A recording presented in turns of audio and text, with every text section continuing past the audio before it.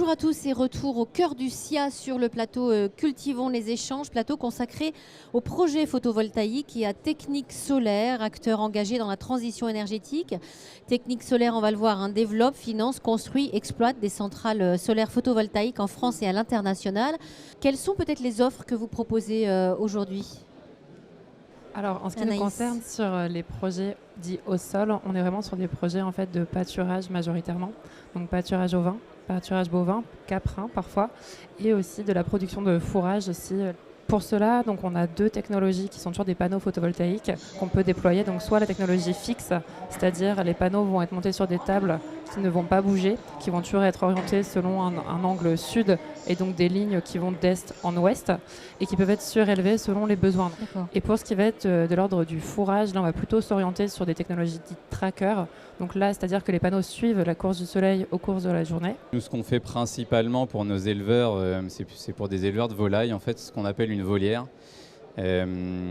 Pour se l'imaginer, parce que tout le monde n'a pas vraiment conscience que ce type d'ouvrage existe dans le milieu agricole. À l'origine, c'est pour les élevages volants, qui naturellement sont élevés sous volière. Et en fait, c'est des ombrières qui vont faire une dizaine de mètres de large, qui vont être à peu près à 4 mètres de hauteur en moyenne. Donc c'est vraiment des ouvrages assez hauts, qu'on va distancer d'une dizaine de mètres également. Et en fait, on va les relier par des filets. En pourtour, on va mettre du grillage. En fait, on va vraiment créer une zone plein air sécurisée, en fait. Oui.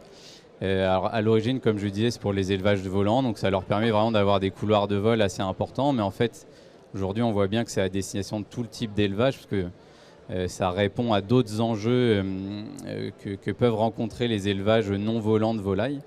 On peut y ajouter des bâtiments malgré tout, que ce soit du stockage, mais aussi des bâtiments d'élevage où les animaux vont grandir au début de leur vie. C'est des équipements agricoles pour exploiter. On n'est vraiment pas là, c'est pas secondaire, on est vraiment D'accord. dans le métier de l'agriculteur. Alors justement, quels sont les principaux avantages de ces structures d'un point de vue technique, financier, pour la pérennité de l'exploitation aussi ? On offre de l'ombrage. Donc les bêtes en fait peuvent venir lors des périodes de forte chaleur sous les panneaux. Elles s'y regroupent et donc elles C'est bénéficient ce qu'on appelle les ombrières, c'est ça ? Alors oui, c'est ce qu'on appelle des ombrières. En fait, Ouais. c'est vraiment la technologie qui apporte de l'ombre Ouais. aux bêtes. Donc ça diminue leur stress thermique et donc ça augmente leur bien-être. Ça, c'est pour le bien-être animal. Et puis pour ce qui va être, on va dire, les conditions agronomiques du sol, généralement, on se rend compte qu'en fait, la pousse de l'herbe est un petit peu plus lente, un petit peu mieux lissée, mais surtout lors des fortes chaleurs d'été, on réduit beaucoup les brûlures foliaires, on réduit Bien beaucoup sûr. la sécheresse. Oui. Et donc l'herbe n'est pas brûlée sous les panneaux. Ça permet aussi pour les éleveurs d'avoir plus de fourrage plus longtemps dans l'année. D'accord. Autre avantage avec vous, Colin ? Alors, évidemment, sur les volières, il y a le bien-être animal. Comme le disait Anaïs, il y a le confort thermique en été. On a des vraies différences de température entre les zones sous ombrières et les zones en plein soleil. Et on le voit d'ailleurs que les animaux suivent ces zones d'ombrage quand on fait de l'analyse. Sur le côté volaille, il y a aussi un gros enjeu de lutte contre la prédation, parce qu'en fait, nous, on Oui. travaille avec des éleveurs plein air, donc qui potentiellement peuvent être exposés d'une part à la prédation et d'une part aux contraintes de contamination croisée avec les animaux migrateurs qui peuvent amener la grippe aviaire. Donc là, finalement, on garde cet élevage plein air, mais en sécurisant totalement Oui. l'accès aux animaux vis-à-vis de la faune sauvage. Donc c'est des vrais gains donc de bien-être animal, Bien que ce sûr. soit du stress et de Et la du mortalité. stress en moins pour l'éleveur ? Et il y a en fait, c'est vrai que l'amélioration, elle est aussi pour l'agriculteur. Ben oui, Il y a bien évidemment moins de stress dans son activité, mais en fait, il y a aussi l'ombrage, il sert aussi aux employés. Bien sûr. L'été, quand ils vont intervenir sur le parcours, parce qu'il faut aller remplir un abreuvoir, une mangeoire qui est au milieu de la zone, ils vont être à l'ombre. Les ombrières sont assez hauts, donc ils peuvent y aller avec leurs engins traditionnels, tracteurs. Et il y a aussi le stress un peu retiré vis-à-vis de l'équipement avec lequel ils travaillent. Historiquement, les volières, quand il y en a, c'est des poteaux en bois en général, des filets.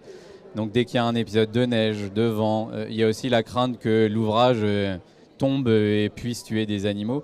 Là, c'est sûr, comme on est sur des ouvrages qui sont normés, on répond aux normes de construction comme un bâtiment d'habitation ou autre. On est sur des matériaux, c'est de l'acier galvanisé, ça dure 100 ans.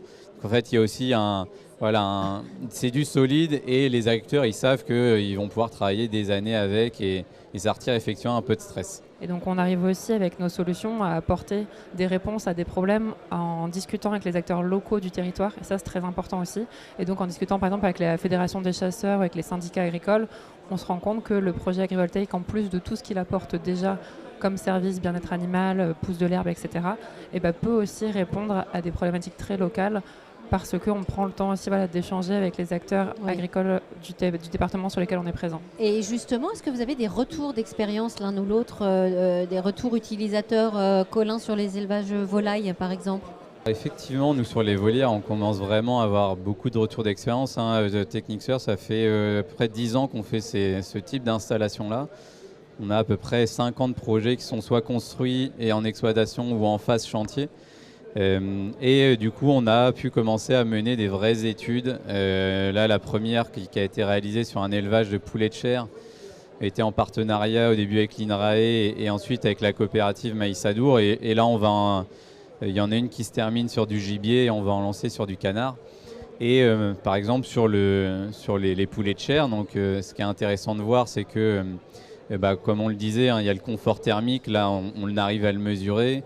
Il y a des mesures de température et ce qui était intéressant quand nous on fait des expérimentations, c'est qu'on compare toujours à l'élevage classique. Donc là, on avait la volière et notre parcours plein air traditionnel dans un sous-bois en plus, un vrai beau parcours. Et donc effectivement, on se rend compte que le stress thermique est largement diminué.